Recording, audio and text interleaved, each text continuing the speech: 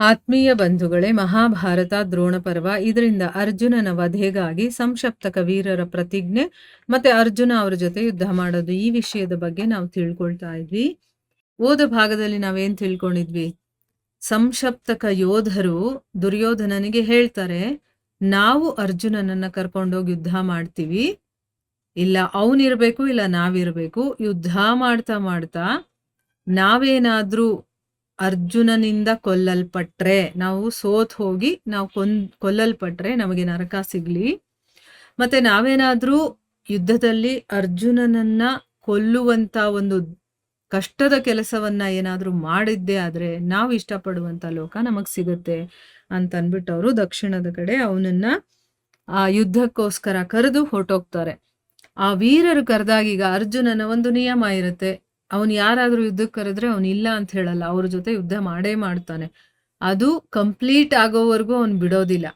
So ಆ ರೀತಿ ಕರೆದಾಗ ಅವನು ತನ್ನ ಅಣ್ಣನಿಗೆ ಹೇಳ್ತಾನೆ, ಅವರು ನನ್ನನ್ನು ಯುದ್ಧಕ್ಕೆ ಕರಿತಾ ಇದ್ದಾರೆ, ನನ್ನ ನಿಯಮ ಇದು, ನಾನು ಅವ್ರ ಜೊತೆ ಹೋಗಿ ಯುದ್ಧ ಮಾಡ್ಲೇಬೇಕೀಗ, ಅದಕ್ಕೆ ನೀವು ನನಗೆ ಪರ್ಮಿಷನ್ ಕೊಡ್ಬೇಕು. ಮತ್ತೆ ನಾನು ಒಂದು ಮಾತು ಹೇಳ್ತೀನಿ, ಏನು ಅಂದ್ರೆ ಈಗ ಅವ್ರ ಸಾವು ಗ್ಯಾರಂಟಿ, ಇದು ನಿಜ ನಾನು ಹೇಳ್ತಾ ಇರೋದು ಅಂತ ಹೇಳ್ಬಿಟ್ಟು ಹೇಳ್ತಾನೆ.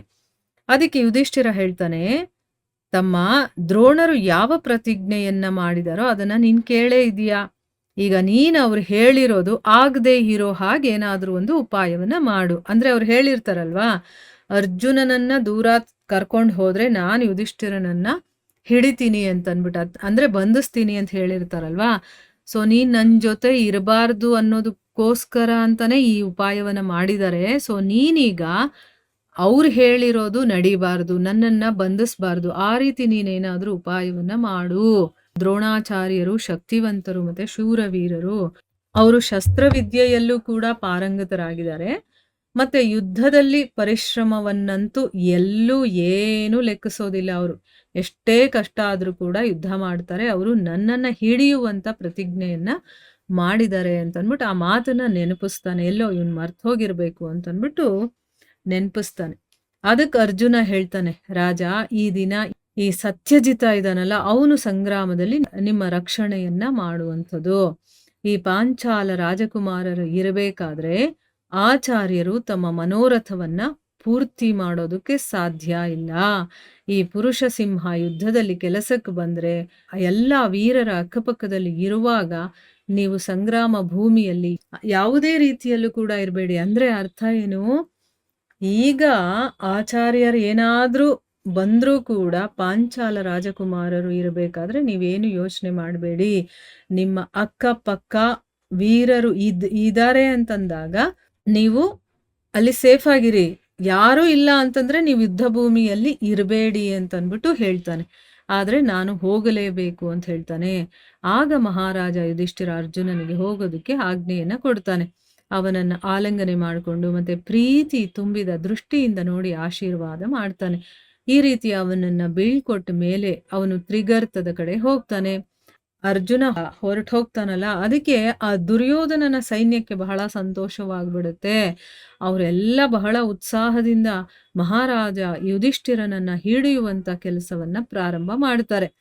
ಆಮೇಲೆ ಆ ಎರಡೂ ಸೈನ್ಯಗಳು ಮಳೆಗಾಲದಲ್ಲಿ ತುಂಬಿರುವ ಗಂಗೆ ಯಮುನೆಯ ಹಾಗೆ ಬಹಳ ವೇಗದಿಂದ ಒಬ್ರಿಗೊಬ್ರು ಹೋರಾಡ್ತಾರೆ. ಅಂದ್ರೆ ಎಲ್ರೂ ಕೂಡ ಯುದ್ಧ ಮಾಡೋದಕ್ಕೆ ಶುರು ಮಾಡ್ತಾರೆ. ಸಂಶಪ್ತಕರು ಒಂದು ಮೈದಾನದಲ್ಲಿ ತಮ್ಮ ರಥಗಳನ್ನ ಚಂದ್ರಾಕಾರದಲ್ಲಿ ನಿಲ್ಲಿಸ್ತಾರೆ. ಅರ್ಜುನ ತಮ್ಮ ಕಡೆ ಬರ್ತಾ ಇರೋದನ್ನ ಅವ್ರು ನೋಡಿದಾಗ ತುಂಬಾ ಸಂತೋಷ ಮಾಡ್ಕೊಂಡು ಎತ್ತರದ ಸ್ವರದಲ್ಲಿ ಕೋಲಾಹಲ ಮಾಡೋದಕ್ಕೆ ಶುರು ಮಾಡ್ತಾರೆ. ಯಾಕಂದ್ರೆ ಅವನ ಮೇಲೆ ಅವರಿಗೆ ತುಂಬಾ ಕೋಪ ಇರುತ್ತಲ್ವಾ, ಅವನೇ ಬರ್ತಾ ಇದ್ದಾನೆ, ನಾವ್ ಇಷ್ಟ ಜನ ಇದೀವಿ, ಅವನು ಒಬ್ನೇ ಇರೋದು, ಹೇಗಾದ್ರೂ ಮಾಡಿ ಅವನನ್ನು ಕೊಂದು ಬಿಡಬೇಕು ಅನ್ನೋ ಕಾರಣದಿಂದ ಅವ್ರಿಗೆ ತುಂಬಾ ಸಂತೋಷ ಆಗ್ತಾ ಇದೆ. ಅವ್ರು ಮಾಡ್ತಾ ಇರುವಂತ ಶಬ್ದ ಎಲ್ಲ ದಿಕ್ಕುಗಳಿಗೂ ಮತ್ತೆ ಆಕಾಶದಲ್ಲೆಲ್ಲ ಹರಡುತ್ತೆ.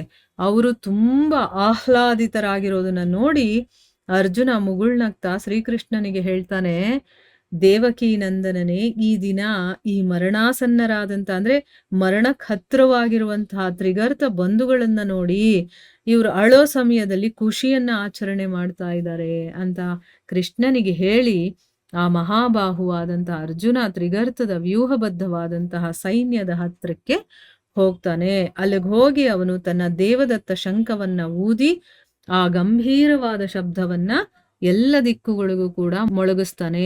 ನೋಡಿ ಈಗ ನಾನು ರೆಡಿಯಾಗಿದ್ದೀನಿ ಯುದ್ಧಕ್ಕೆ ನಿಮ್ ಜೊತೆ ಅಂತ ಅವನು ಒಂದು ಸಿಗ್ನಲ್ ಕೊಡ್ತಾ ಇದ್ದಾನೆ ಶಂಖವನ್ನ ಊದಿ. ಈಗ ಆ ಶಂಖವನ್ನ ಊದಿದನಲ್ವಾ, ಅವರೆಲ್ಲ ತುಂಬಾ ಉತ್ಸಾಹದಿಂದ ಇದ್ದಾರೆ ಇವನ್ ಜೊತೆ ಯುದ್ಧ ಮಾಡೋದಕ್ಕೆ. ಏನಾಗುತ್ತೆ ಮುಂದೆ ಅನ್ನೋದನ್ನ ನಾವು ಮುಂದಿನ ಭಾಗದಲ್ಲಿ ತಿಳ್ಕೊಳ್ಳೋಣ. ಹರೇ ಕೃಷ್ಣ.